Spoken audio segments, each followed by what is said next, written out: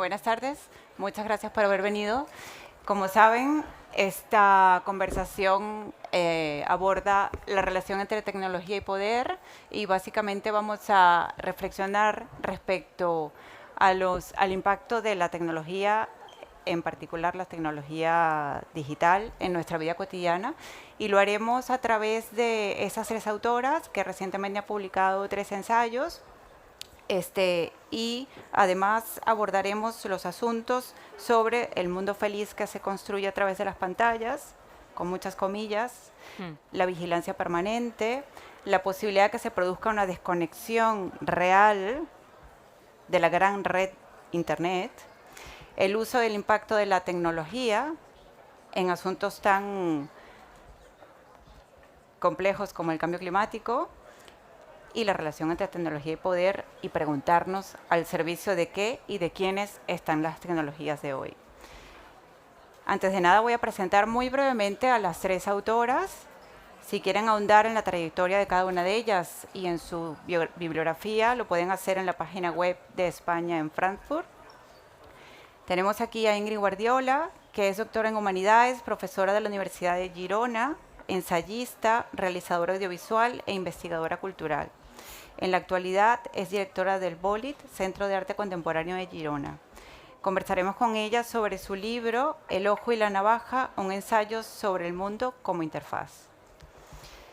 Luego nos acompaña Esther Paniagua, que es periodista y autora especializada en ciencia y tecnología, con especial interés en el análisis del impacto social de la innovación.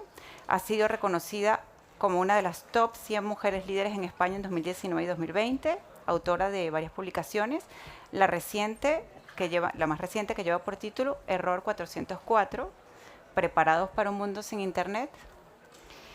Y finalmente también nos acompaña Marta Peirano, que es periodista, escritora e investigadora, experta en tecnología. Ha sido comisaria de la Bienal de Pensamiento de Barcelona y del programa Reprogramming del Instituto de Arte Contemporáneo de Ljubljana en Eslovenia.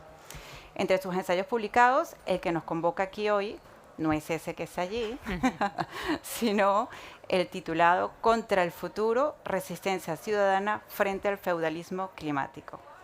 Bienvenidas a Frankfurt, bienvenidas a este espacio que hemos creado para hablar sobre libros y literatura.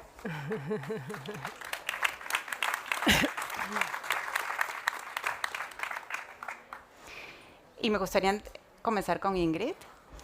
Ingrid ha escrito, como he mencionado ya, un libro que se titula El ojo y la navaja, el ensayo sobre el mundo como interfaz. Y desde el título haces una declaración de intenciones de alguna manera haciendo alusión al cine de Buñuel. Y me gustaría preguntarte, ¿nos hemos desconectado de la realidad tal y como la conocemos? ¿Podríamos afirmar que vivimos ya dentro de una interfaz?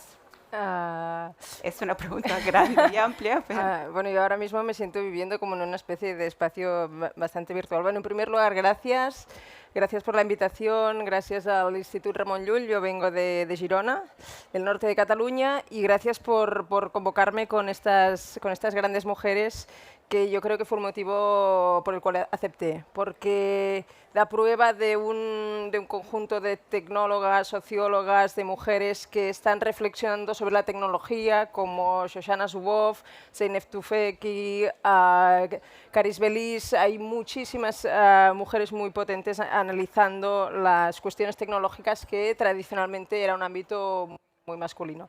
Entonces, tecnología de poder. Toda tecnología implica un poder. La cuestión de la interfaz, inicialmente, claro, el libro tiene 5 años, ha sido un poco regreso al pasado.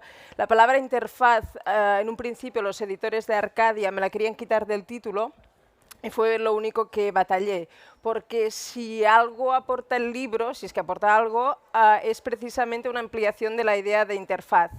Inicialmente todas podemos pensar que interfaz son las pantallas que nos rodean, pero el libro apuesta por una definición mucho más amplia de interfaz. En la segunda parte lo amplía al espacio público, y por interfaz entendemos cualquier espacio que se rija según una lógica de simulación. A partir de esta definición, un resort turístico puede ser una interfaz o incluso, bueno, desde un punto de vista más material, este objeto también es una interfaz.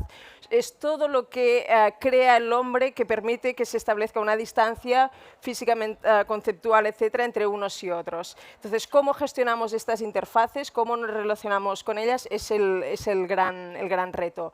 Ahora bien, si la pregunta apunta de cuánto nos hemos desconectado de lo físico, corpóreo, de lo público, social, ahí la pregunta es más compleja. La respuesta no sé si te la puedo dar en 5 minutos, pero bueno, para resumir un poco, hoy en día, digamos que la relación que tenemos con la tecnología es tan orgánica, valga la paradoja, que nos hemos desconectado de cualquier pregunta que nos... Bueno, el uso corriente, no en esta mesa, evidentemente, sino que hemos dejado de hacer las preguntas de por qué, cómo funciona esto, por qué funciona esto, cómo incide esto en mi día a día. ¿Qué versión del tiempo me da? A mí una de las cuestiones que más me interesan es la relación entre tecnología y tiempo y cómo desde, qué sé yo, desde los relojes mecánicos del siglo XIII que pusieron sobre la mesa la pregunta de, de qué hora es y cómo pasa el tiempo a las tecnologías actuales que diluyen toda noción de tiempo basado en lo que Manuel Castells llama el timeless time, ¿no? El tiempo sin tiempo, este tiempo puntillista donde desaparece toda dimensión fenomenológica del tiempo. Todo este recorrido a mí es lo que me interesa. Y sobre todo volver a tener una relación mucho más consciente, mucho más crítica en un sentido de analítica con toda esta tecnología que llevamos de una forma tan integrada. Ese como era un poco el mensaje general, digamos, el título más genérico del libro y si ahora ya dejo a mis compañeras para que se abra el debate, que yo creo que será lo más interesante, si hago una mirada retrospectiva en estos 5 años, para mí uno de los principales temores era qué pasa cuando automatizamos la mayoría de decisiones que tomamos en nuestro día a día y por tanto vamos perdiendo conciencia y compromiso con estas decisiones, y creo que esta automatización de las decisiones a través de medios concretos, medios tecnológicos, ha ido acelerándose cada vez más. Entonces, ahí está un poco el resumillo. Sí, ahora que apuntas en la utilización de la tecnología que de alguna manera desaparece, tal como apuntaba el presidente de Google en 2015, que decía que Internet iba a desaparecer, pero en realidad lo decía en el sentido de que se iba a incorporar tanto a nuestra vida cotidiana que no nos íbamos a dar cuenta que estaba allí, ¿no? Entonces, apuntando a esa desaparición, me voy hacia Esther y a su sugerente título de este libro, Error 404, Preparados para un mundo sin Internet. ¿Por qué nos avisas desde el inicio? O sea, ¿por qué es tan probable que algo que nos parece que es imposible que desaparezca o que se desconecte es posible, es más posible de lo que creemos? Pues bueno, guten Tag. Gracias también, por supuesto, a Spain Frankfurt, y es un honor pues, estar aquí con estas compañeras y pensadoras y también con esa misma reflexión, ¿no? Que somos eminentemente mujeres las que estamos pensando esto y reflexionando en torno al impacto social de la tecnología. ¿Por qué este título? Me hacía gracia el otro día, leía algún análisis de un experto en ciberseguridad que decía: Internet está pegado con goma de mascar, básicamente, ¿no? Bueno, pues esto surge de una afirmación de un científico cognitivo, filósofo de la ciencia, en un TED en Vancouver, que dice: Internet se caerá y viviremos oleadas de pánico. Entonces, bueno, esta es una persona a la que había leído mucho y me sorprende que haga esta afirmación porque además él no es un tecnólogo, aunque sí que tiene muchos amigos como Danny Hillis, que también es tecnólogo y también venía advirtiendo de la fragilidad de Internet, ¿no? Y pienso, bueno, ¿qué hay detrás de esta afirmación, ¿no? Entonces empiezo a investigar y me doy cuenta de que realmente es verdad que la red de redes, Internet y más ahondando la web, ¿no? Que hoy en día hablamos de Internet y nos referimos un poco a todo, ¿no? Sí. Infraestructura, la web, las aplicaciones, todo es Internet. Bueno, pues empiezo a investigar, a entrevistar a gente, a documentarme, y me di cuenta de que esto tiene enjundia detrás, ¿no? Y que en realidad bueno, hay muchas caídas, mini caídas de Internet que ya hemos vivido cada año, ¿no? Y quizá la que todos van a recordar es aquella de Facebook el 4 de octubre de 2021, de toda la familia Meta, WhatsApp, Instagram, Facebook, etcétera, que fue por un fallo humano en la actualización de un protocolo que se llama BGP. Y este es uno de los protocolos base de Internet.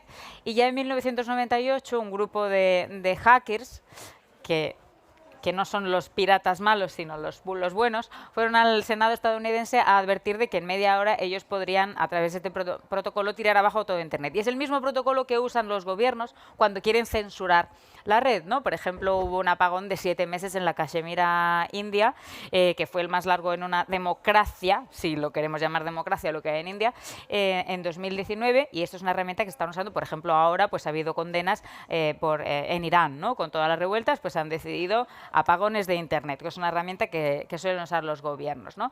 Que bueno, que no es tan fácil, pero se puede hacer, y de hecho ha ocurrido hasta por error, ¿no?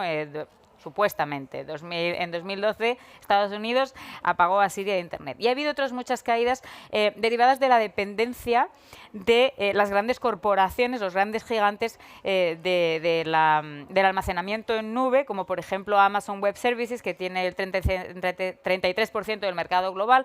Cuando Amazon Web Services se cae, cosa que ha pasado y seguirá pasando, pues se cae medio Internet prácticamente, ¿no? En realidad, bueno, esta vulnerabilidad, y yo doy muchos ejemplos, ¿no? De cómo puede haber, y más allá de estas caídas que no han sido tan significativas, incluso puede darse un apagón global, que no es tan fácil que suceda, por supuesto, es mucho más difícil que sea a nivel global, pero también puede suceder.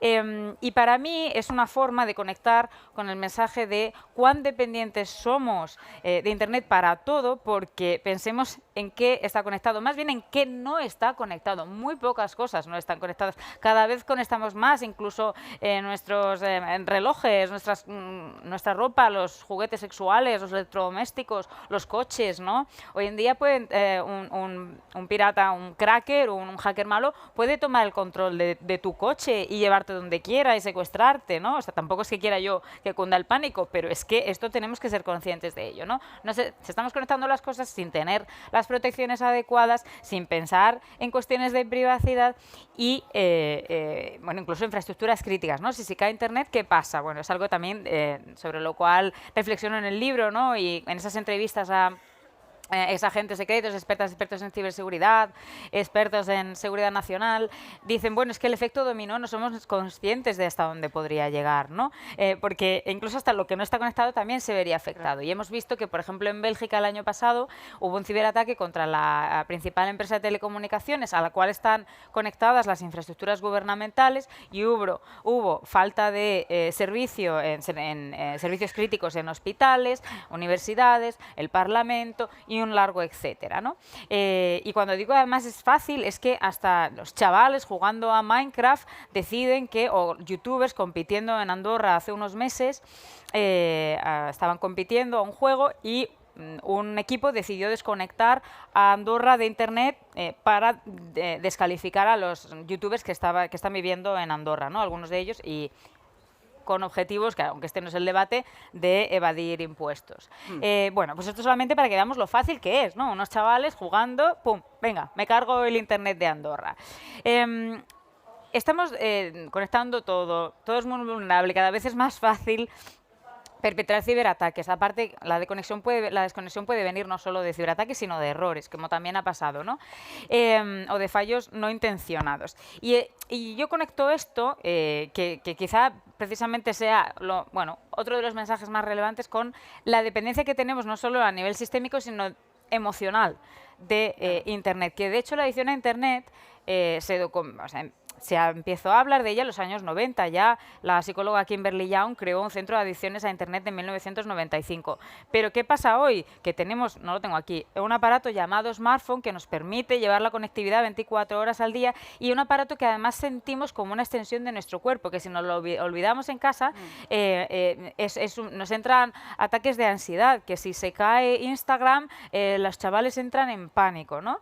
Y esto es debido, y Marta también lo sabe muy bien, bueno, a la economía, lo que llamamos la economía de la atención y al diseño persuasivo tecnológico, ¿no? Lo que se llama la captología, que bueno, usa el conocimiento de las ciencias del comportamiento, de la sociología, para diseñar esos sistemas informáticos, ¿no? Hoy se habla mucho de algoritmos, pues básicamente son las fórmulas matemáticas detrás de esos sistemas, ese software, que se diseñan pues teniendo en cuenta ese conocimiento que tenemos sobre cómo funcionamos los humanos, sobre la necesidad de pertenencia a un grupo, de interacción social y de cómo tomamos decisiones para mantenernos ahí la mayor cantidad de tiempo posible para comprar, para consumir y para ver todo lo que nos están poniendo enfrente. Se me cae hasta el boli, ¿no?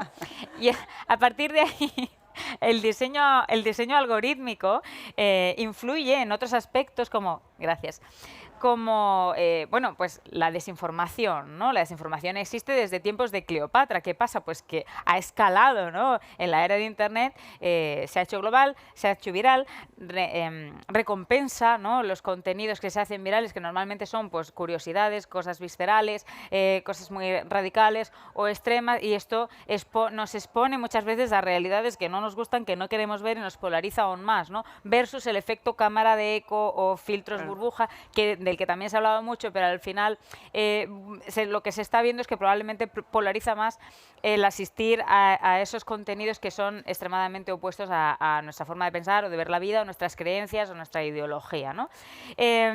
También ese diseño algorítmico influye en la discriminación de la que Ingrid estaba hablando, de la toma de decisiones automatizadas. Claro. Bueno, pues esto es el uso de sistemas cada vez más inteligentes, que además no sabemos muy bien cómo están tomando las decisiones porque son las llamadas cajas negras, y que ya sabemos, sobre todo por investigaciones periodísticas de otros países, porque en España no se invierte en esto, en los medios de comunicación, que han sacado a la luz estos casos, ¿no? Bueno, pues ayudas a colectivos vulnerables que no les están llegando porque el algoritmo está diseñado de forma errónea, y bueno, a la hora de usar estos sistemas de software para seleccionar a personal, ¿no? Pues se basan en los históricos de contratación, que resulta que son hombres, ¿no? En puestos directivos, por ejemplo, y entonces excluyen automáticamente a las mujeres o a las personas mayores. Como esos ejemplos tantos, de hecho podríamos pasarnos toda la hora entera solamente citando estos ejemplos, ¿no? Y por último, por hacer un repaso un poco de los temas del libro, pues también esa tiranía digital, que primero es la de los gigantes tecnológicos, que estamos hablando de tecnología y poder, y obviamente hay que mencionarlos, ¿no? Primero, por la vulnerabilidad de la red de redes a raíz de un ataque contra estos gigantes, pero segundo y más importante, por el control que están teniendo de nuestras vidas, ¿no? A raíz, bueno, pues de este diseño persuasivo, esta economía de la atención, que nos hace dependientes de estas aplicaciones que, bueno, que son gratis, pero al final el cliente no somos nosotros, entonces ellos no están diseñando pensando en nosotros, ¿no? Y no es que, bueno, el otro día hablaba con mi pareja, son el diablo. Bueno, probablemente al final estas empresas lo que han querido es acaparar cada vez más poder, más dinero, y han aprovechado esto, ¿no? Y luego sus clientes son los que usan estas herramientas, partidos políticos, por ejemplo, pues para intentar manipularnos, etcétera, etcétera, ¿no? Y toda una serie de otros problemas como pues privatización de la gobernanza. Quienes marcan las reglas del juego online son estas empresas que no están elegidas por el pueblo, que no hay un escrutinio detrás, ¿no? Y ellos están definiendo esas reglas, que no son para nada democráticas, ¿no? Podríamos hablar de un totalitarismo digital. Me tenía muchas notas porque la verdad que hay muchos temas que hablar. Me quedo con eso y con el impacto medioambiental también de la tecnología, del que hablará Marta, supongo. Los tres libros dialogan muy bien y realmente, o sea, me quedo con la idea, sobre todo, del gran análisis que has hecho acerca de las bondades, las mezquindades, la tiranía que tiene este mundo virtual, y sobre todo que es un reflejo de nuestra propia fragilidad, sí, ¿no? O sea, una fragilidad de una red que en cualquier momento puede caerse, tal como nos has comentado, pero que nos deja a nosotros también al descubierto con una serie de fragilidades. Y tomando la idea de fragilidad, me voy hacia Marta, que en realidad no hablaremos sobre El enemigo conoce el sistema, sino su libro Contra el futuro, que es un título muy sugerente, Resistencia ciudadana frente al feudalismo climático, y ante una situación en la que toda la humanidad está sometida a una gran fragilidad, como es que todo el lugar que habita está cayéndose a pedazos de alguna manera, Marta también comparte con ambas que las grandes tecnologías están en manos de las grandes corporaciones. Y de alguna manera sabemos que la tecnología no tiene una intención en sí misma, sino que la intención va o privatizada, tal como explica Esther anteriormente. Yo quería que, me va a costar reducir la pregunta, pero te la voy a hacer muy amplia y tú la reduces. ¿Contra qué futuros, porque realmente no es uno solo, nos quieres advertir? Bueno, primero, gracias. Gracias por la invitación y también gracias por sentarme con estas dos fantásticas mujeres especialistas en tecnología y en el futuro que nos depara el dominio de las grandes tecnológicas en nuestras vidas. Y bueno, el futuro contra el que se revela el libro, el otro libro, es un futuro que yo me gusta llamar futurista, ¿no? Por hacer un poco el chiste, es un futuro que proponen, por un lado, las grandes tecnológicas para básicamente seguir acumulando recursos, seguir privatizando infraestructuras críticas y seguir dominando el debate sobre cuáles son las soluciones generalmente técnicas a un problema que verdaderamente no lo es, ¿no? Y es un futuro que requiere, bueno, pues que requiere una gran inversión, principalmente de dinero público, es decir, un secuestro del dinero público para empresas que son absolutamente privadas, que se manejan de manera opaca y que efectivamente están dirigidas de forma no democrática y que nos dejan fuera de las soluciones, ¿no? Y que además proponen una solución totémica, un poco globalizada a un problema que en realidad es un problema complejo, en el sentido de que la crisis climática no es un problema que se soluciona con una sola cosa, ¿no? Sino que en realidad es un problema muy, muy grande que tiene miles de soluciones distintas, a menudo soluciones que parecen incompatibles entre ellas en lugares diferentes del mundo, ¿no? Entonces, para que el futuro que ellos proponen pueda prosperar, el nuestro tiene que hacerse cada vez más pequeño, ¿no?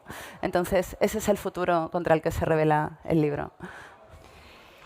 Y las tres tienen algo en común, y es que intentan reestructurar la idea del espacio público, ¿no? O sea, todas estas tecnologías digitales, de una u otra forma, nos hacen fragmentar cada vez más, ¿no? Nuestros propios discursos, la creación de identidades pasa por esos espacios, las redes sociales y distintas plataformas están constantemente mostrándonos un mundo que parece el mundo de todos, pero en realidad es la pequeña realidad que nos recomiendan sobre la base de algoritmos, y eso además no permite que tengamos la identificación de una serie de problemas comunes para tomar la decisión y valorar soluciones comunes.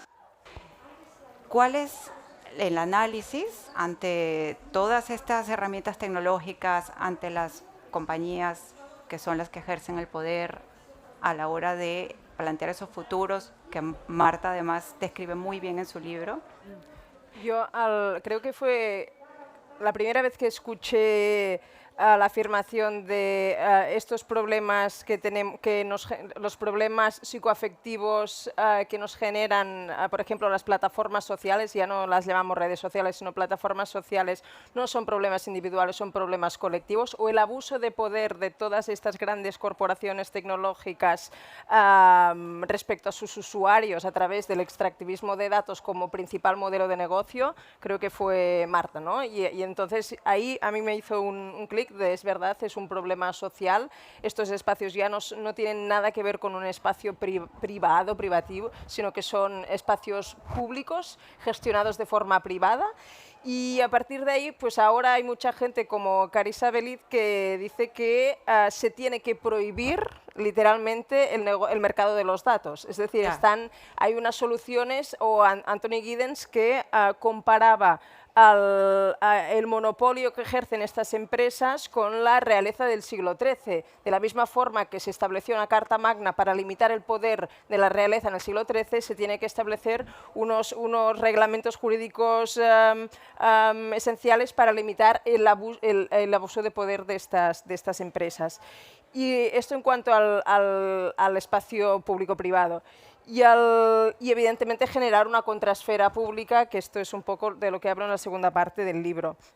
Sobre el futuro, como a mí me interesa mucho la vertiente esta más filosófico-sociológica de por qué esta relación compulsiva, neurodependiente con estos entornos nos ha alejado de una buena gestión del tiempo, y eso lo piden muchas, ¿no? Tenemos que reapropiarnos del tiempo. Ayer se hablaba en la mesa de filosofía de establecer políticas alternativas a este tiempo basado en la velocidad del dato, el aceleracionismo, el catastrofismo, etcétera, etcétera. Y a mí me gusta mucho citar a Reinhard Koselleck, que habla de dos elementos esenciales en nuestra existencia. Dice, uno es el espacio de la experiencia y el otro es los horizontes de expectativas. El problema de este mundo basado en el solucionismo tecnológico que comentaba Marta, o en la falsa idea de progreso, que ayer también se habló de la idea de progreso, sí, es que hacen que el espacio de la experiencia y el horizonte de expectativas sea lo mismo, se identifique, es decir, que el espacio de la experiencia siempre sea una experiencia delegada hacia un futuro que nunca llegará, ¿no? Una falsa promesa que nunca llegará. Entonces, lo que tenemos que hacer es volver a reapropiarnos de este espacio de la experiencia para poder posibilitar este horizonte de expectativas. Y para acabar, un efecto de este como cansancio que nos provoca esta neurodependencia con las plataformas sociales, y hablo solo de plataformas sociales, es que hace que tengamos como una propensión a la nostalgia, a pensar esto, ¿no? Que el futuro no está a nuestro alcance, que no somos soberanos de nuestro tiempo, y eso es porque la tecnología digital conectada actual achica el mundo, ¿no? Nos da la sensación de que el mundo se ha vuelto mucho más pequeño, que es una sensación psicológica. Pues es reconciliando este espacio de experiencia y este horizonte de expectativa, de alguna forma se rompe este falso achicamiento del mundo al que nos someten a veces este tipo de prácticas, ¿no? ¿Cuáles serían los ejemplos, en el caso de Marta, alejándonos de ese solucionismo tecnológico? Tú tienes muchos ejemplos respecto a articulaciones colectivas para abordar algo como la crisis climática. Bueno, por enganchar un poco lo que dice Ingrid, que es súper interesante. Claro, llevamos 20 años dominados por una lógica de mercado que básicamente consiste en sacarnos del lugar en el que estamos físicamente, rodeados de personas que están conectados a nosotros de distintas maneras, ¿no? Nuestras familias, nuestros compañeros de trabajo, nuestros vecinos, la gente del barrio, etcétera, y que nos llevan a una comunidad completamente imaginaria, incluso diríamos que ilusoria, ¿no? Donde todo el mundo es como nosotros, ¿no? Y entonces, en esa práctica, en los últimos años, hemos creado realidades paralelas, donde pensamos que el mundo se parece más a esa realidad imaginaria que a la que nos rodea, ¿no? Entonces, pienso que uno de los procesos interesantes a los que casi nos obliga la crisis climática, ¿no? es a bajar de esa nube intoxicante en la que estamos suspendidos, ¿no? Con todos esos amigos imaginarios que escuchan la misma música que nosotros, o les gustan las mismas películas, o votan las mismas opciones, y reconectarnos con las personas que se quedan sin agua con nosotros, que se quedan sin luz con nosotros y que tienen, no sé, a las que les cierran el colegio, ¿no? Al mismo tiempo que nosotros, o se quedan encerradas durante una pandemia. Entonces, para mí, la crisis climática no es solamente una crisis, sino también una crisis de oportunidad, ¿no? Que nos obliga a reconectar con el espacio del que formamos parte, en el que estamos. Y entonces hay un mantra que yo repito a menudo, que es que necesitamos dejar de confiar nuestro futuro a los visionarios tecnológicos que nos ofrecen una solución totémica, privada y generalmente ajena, ¿no? a nuestros espacios de convivencia, y empezar a confiar primero en nuestras propias posibilidades de proyectar un futuro, digamos, amigable para nosotros y para nuestra comunidad, sino también de cambiarlo, ¿no? En el sentido de que uno de los grandes uno de los grandes triunfos del capitalismo de plataformas, que es como llamamos al modelo de negocio de estas grandes plataformas digitales, es que nos ha convencido de que solo hay una manera de hacer Internet, de que solamente hay una manera de hacer Big Data, ¿no? Y que es la que hacen ellos, que solamente hay una manera de hacer inteligencia artificial, que es como la hacen ellos, sin tener en cuenta que sus objetivos son no solo muy distintos de los nuestros, sino a veces antagonistas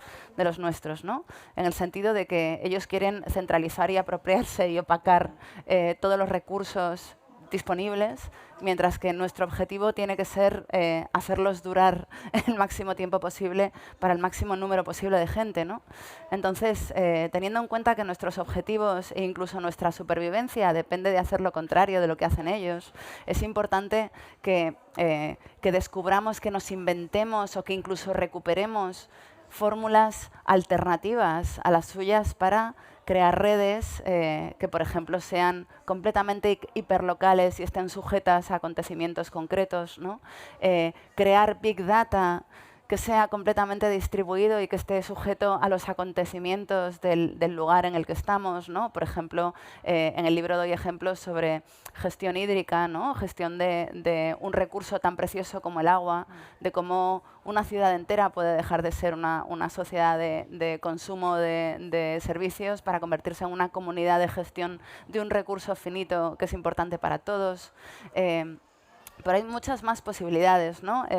Casi me da pena que en los últimos años el ejemplo más conocido y más dinámico de cómo crear comunidades en torno a la tecnología de formas interesantes ha sido el mundo del cripto, ¿no? De las criptomonedas. Y lo han hecho siguiendo una lógica que tampoco es particularmente optimista, ¿no? Con respecto a la sociedad en la que vivimos, pero que podría convertirse en otras cosas, ¿no? Yo siento que el mundo del cripto como que ha nacido un poco con el sistema inmunitario, o sea, sin defensas, ¿no? Que es como una criatura que ha nacido sin sistema inmunitario y que ha pillado todos los virus, todos los hongos y todas las porquerías que se puede pillar en los primeros años de vida y que ahora vamos a ver si sobrevive a todas esas infecciones y demuestra ser algo más, ¿no? Y tener un poco la potencia que parecía tener al principio.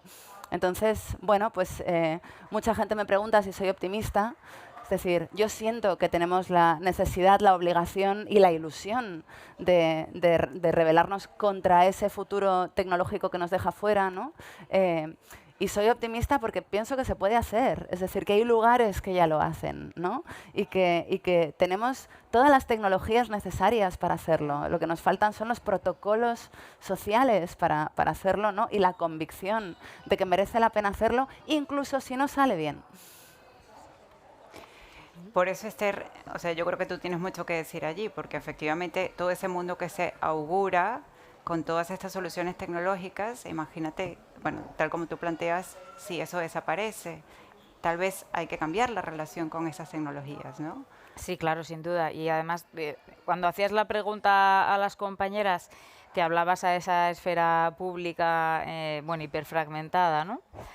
Te referías a esa esfera pública hiperfragmentada. Y es que es muy importante en la relación de tecnología y poder, ¿no? El hecho de que plataformas como Facebook o Twitter puedan decidir quién participa del debate público, ¿no? Que antes pues sucedía en la calle o en las plazas, ¿no? De hecho, bueno, hasta a Elon Musk se le ocurría llamar a Twitter la plaza del pueblo, ¿no? Pero bueno, el tema es que puedan decidir quién participa y quién no. Aunque nos guste a veces que echen a Trump, porque no nos gusta que esté ahí o lo que dice o que incite a la violencia, no deben ser ellas quienes lo decidan. Y además, el problema también de esa hipersegmentación es que no accedemos, como sucedía en el pasado, cuando nuestra forma de saber lo que pasaba eran los medios de comunicación tradicionales, y sí, y soy periodista, pero no lo digo porque soy periodista, sino porque hoy en día no tenemos un acceso a un mundo compartido como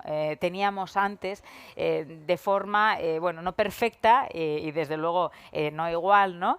Pero sí teníamos una noción de realidad y unas bases sobre las cuales establecer un diálogo, cosa que hoy no pasa porque cada uno accede a un microsegmento de lo que está pasando, ¿no? Y esa noción de realidad compartida no existe. Y además se crea bueno, pues he hablado antes de desinformación y también de infoxicación, ¿no? De esa sobreabundancia de información, de ese no saber dónde elegir o no, o cómo informarte o dónde informarte, porque al final hay tanto que acabas aturullado.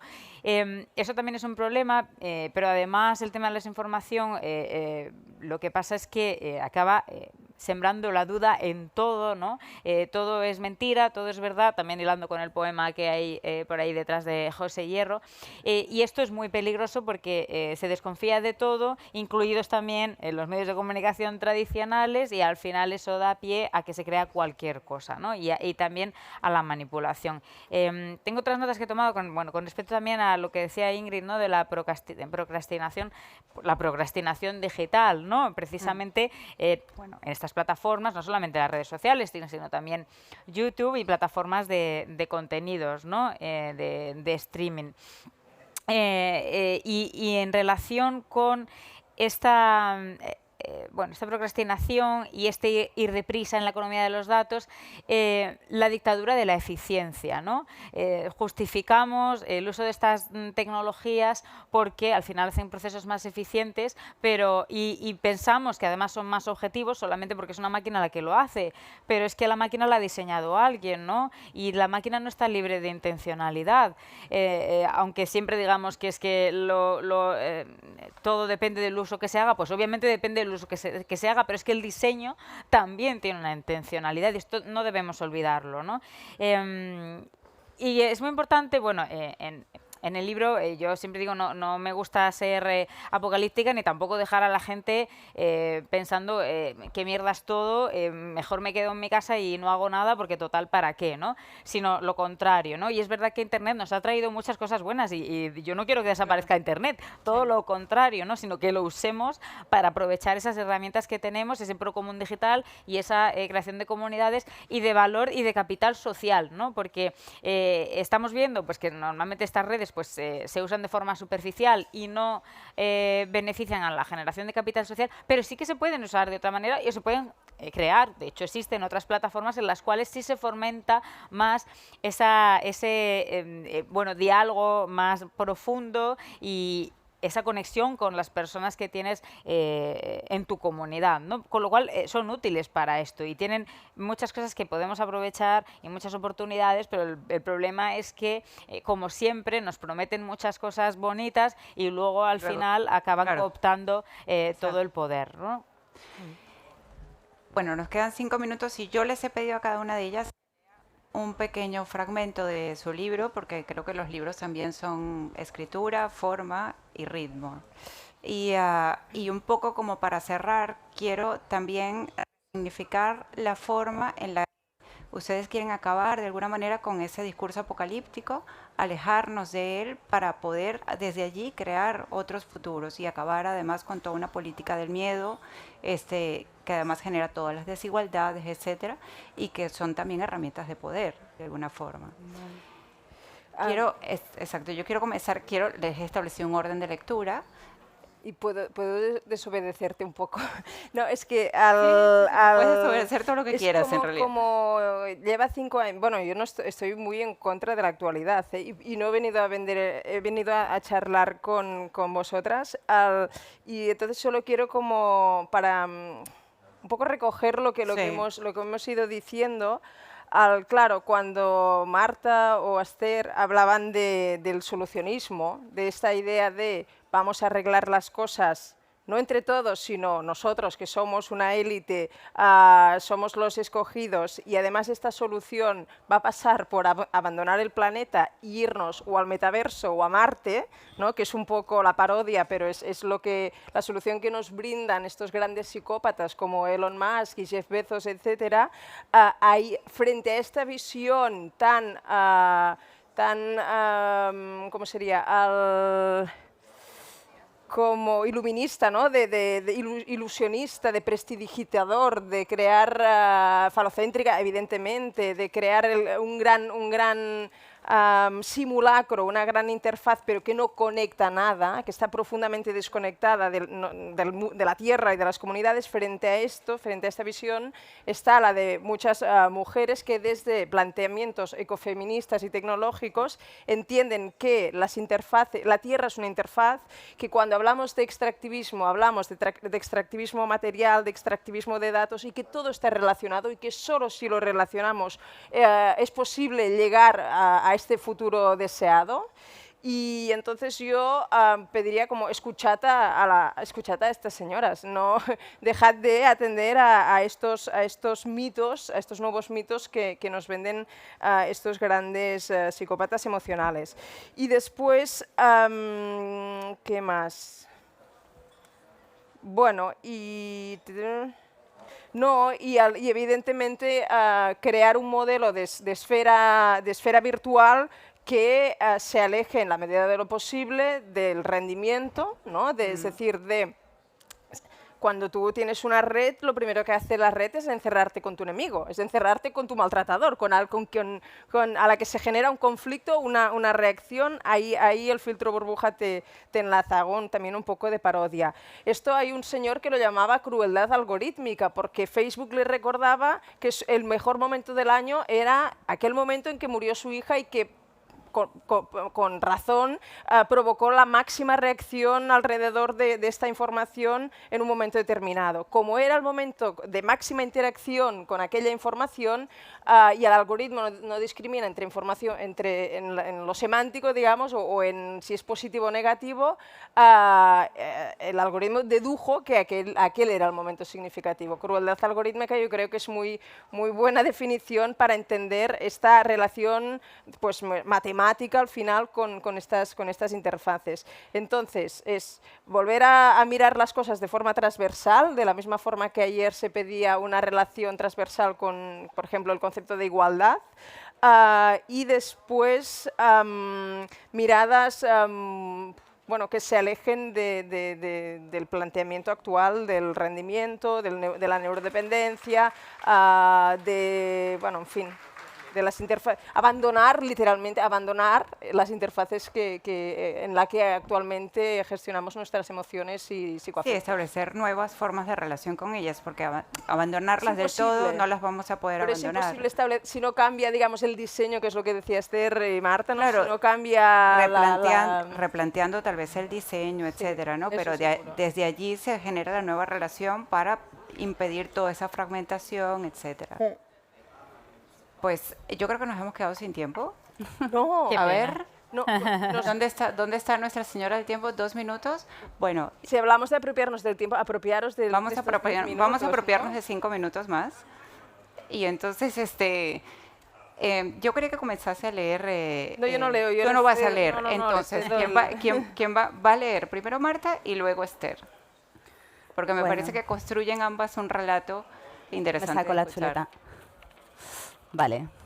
Bueno, mi libro se llama Contra el futuro, Exacto. pero es un libro sobre tecnología y crisis climática, pero no habla en realidad tanto de la crisis climática, sino de nuestra idea de lo que es la crisis climática, y se pregunta si es un problema tecnológico, porque casi todas las soluciones que nos dan son técnicas, ¿no?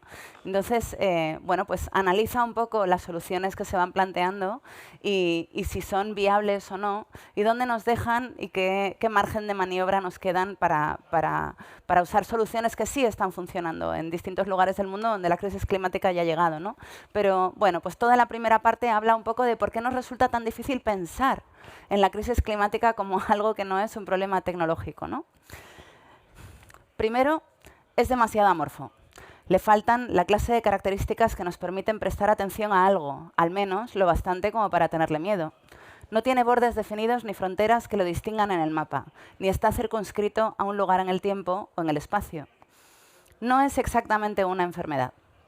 No se manifiesta de una forma, no tiene una sola causa ni una sola solución. Tampoco tiene un único culpable. No hay un enemigo al que podamos expulsar para que no siga haciendo daño.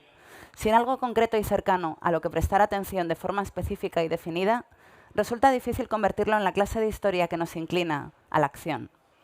Segundo, luchar contra el cambio climático requiere asumir costes y sacrificios ahora, para esquivar y mitigar pérdidas mucho más grandes, pero futuras, y por lo tanto lejanas e inciertas.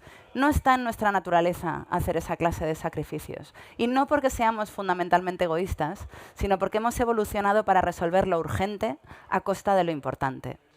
Tercero, los detalles del cambio climático nos parecen inciertos y rebatibles, incluso cuando a un lado del debate está la Academia Nacional de las Ciencias y al otro un grupo de padres antivacunas arrancando antenas de 5G. Por estas razones, abro comillas, soy extremadamente escéptico acerca de que seamos capaces de enfrentarnos a la crisis climática, dice Daniel Kahneman, que es un Nobel de Economía. Para movilizar a la gente tiene que ser algo emocional, tiene que tener inmediatez y prominencia. Una amenaza lejana, abstracta y discutible no posee las características necesarias para movilizar a la opinión pública. Cierro comillas. En otras palabras, al movimiento contra el cambio climático le faltan sujeto, verbo y predicado. Le falta un héroe y un villano. Le falta una solución. Le faltan todos los elementos que componen un relato arquetípico que nos permita hacerlo realidad.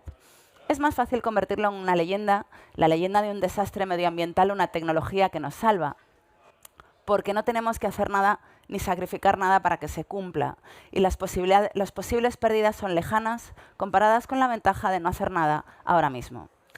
Los sesgos no son exactamente irracionales, son parte del kit de supervivencia que nos ha protegido hasta hoy, pero fuera del contexto del trauma que los hizo necesarios, se manifiestan como irracionales. Por ejemplo, somos mucho más sensibles a las pérdidas que a las ganancias. Según investigaciones de Twerky y Kahneman, una pérdida nos causa 2,5 veces más dolor que el placer experimentado por una ganancia equivalente. Si encima la pérdida es inmediata y la ganancia es lejana, el efecto se magnifica a causa del descuento temporal hiperbólico, otro sesgo que convierte lo que nos pasa ahora mismo en algo mucho más importante que lo que nos pueda ocurrir mañana.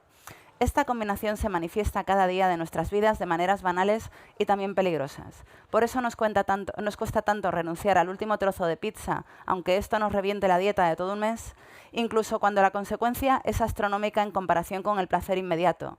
Por eso nos cuesta tanto renunciar a una copa antes de conducir.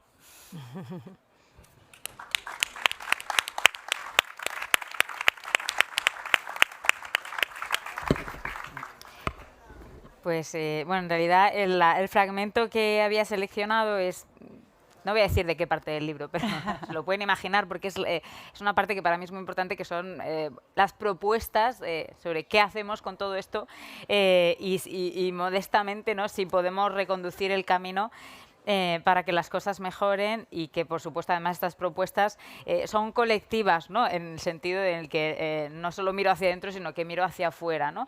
Y dentro de eso pues entra por supuesto, y cuando estamos hablando de Internet, que es una herramienta global, una infraestructura global, necesitamos, desde mi punto de vista y por desgracia, una solución global que parta también de los gobiernos, ¿no?, y que establezca unos marcos de gobernanza digital y unos límites y unas imposiciones, por ejemplo, al comercio digital, ¿no? Y tú hablabas antes de la propuesta de Shoshana Zuboff y de Carissa, que recojo aquí, de prohibir el comercio de datos personales, y que además Shoshana, me gusta mucho el ejemplo, dice: si en su día decidimos prohibir la esclavitud, hoy deberíamos decidir prohibir el comercio de datos personales, ¿no? Entonces, bueno, recojo esta serie de propuestas, que son casi 80, específicas, porque me parece que cuando leo libros siempre me falta toda esa parte de soluciones más específicas, y esto, bueno, entra dentro de esa parte en la cual ya no tanto a lo concreto, sino que hablo de cuidar del todo, incluido el planeta, ¿no?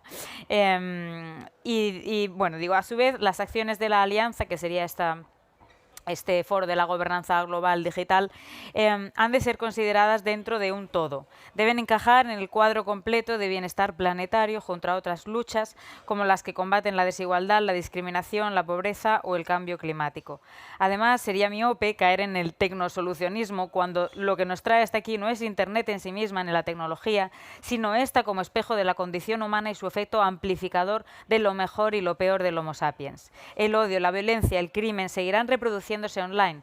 La polarización y la desinformación seguirán amplificándose. La discriminación seguirá perpetuándose en los algoritmos. La vigilancia seguirá abriéndose hueco a cada paso analógico o virtual que demos. Las acciones de la Alianza pueden ayudar a la contención y a revertir progresivamente los efectos negativos de la amplificación humana, pero el cambio profundo solo se dará si construimos mejores sociedades, más inclusivas, más equitativas, democracias más participativas y transparentes. Solo sucederá si ponemos todo nuestro empeño en educar a mejores personas, sin perder de vista ni un momento los valores guía. El centro de todo no puede ser la tecnología, ni esta nos convertirá en Homo Deus. Al contrario, nos dejará un inmenso vacío. Si perdemos Internet, ¿qué tenemos? Dependemos tanto y para tanto de la red de redes que apenas podemos responder. Nos quedamos sin soporte. Sin embargo, este soporte nunca fue real. Los verdaderos cimientos son las conexiones humanas. Si construimos el edificio sin ellos, todo saldrá mal, porque cuando todo falle, solo permanecerá el sustento humano como bote salvavidas. Ese es el pilar que hay que reforzar. Llegados a este punto, no hay vuelta atrás. Ha comenzado el principio del fin. El principio del fin de la Internet en la que no nos queremos mirar, del capitalismo irresponsable de los modelos extractivos, del mercantilismo del online, de la renuncia a la libertad y de la pérdida de la humanidad. Como decía Hannah Arendt, todo fin de la historia también contiene un nuevo comienzo. Es hora de mirar al futuro bajo la promesa de libertad, armonía, prosperidad y florecimiento humanos, en busca y cada vez más cerca del nuevo amanecer.